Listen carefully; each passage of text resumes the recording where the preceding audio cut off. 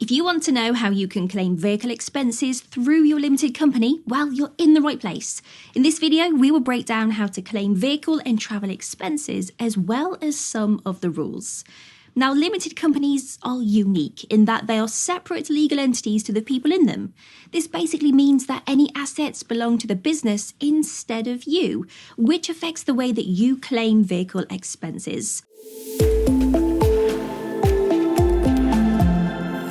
Now, the method you use to claim when operating as a limited company depends on whether you use the vehicle for business full-time or part of the time. Other factors come into play too, like whether you or your company owns the vehicle.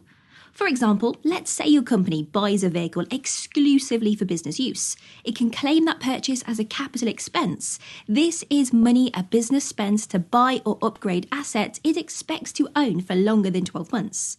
Owning assets like this can be useful for a few reasons. For instance, your company might be able to claim capital allowances for them and offset the value of the vehicle against its tax bill for the asset's lifetime. The company can also claim all the associated running costs such as repairs, servicing, tax, and fuel, but and this is an important one to remember, the vehicle must also be available to any other directors and employees. It can't be exclusively for one person. Now, if you are planning to use your vehicle for non-commercial purposes, well, then this will be classed as a benefit in kind, which means extra tax and national insurance may be due. And if you aren't familiar with benefits in kind, it's basically when a director or an employee receives an asset or service from the company which is not included in their salary.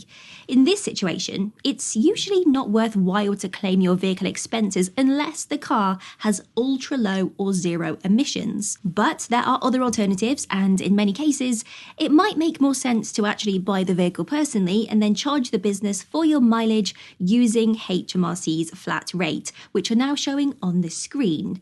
Now, we know this can be a lot of information to take in, and you will want to choose the most tax-efficient option.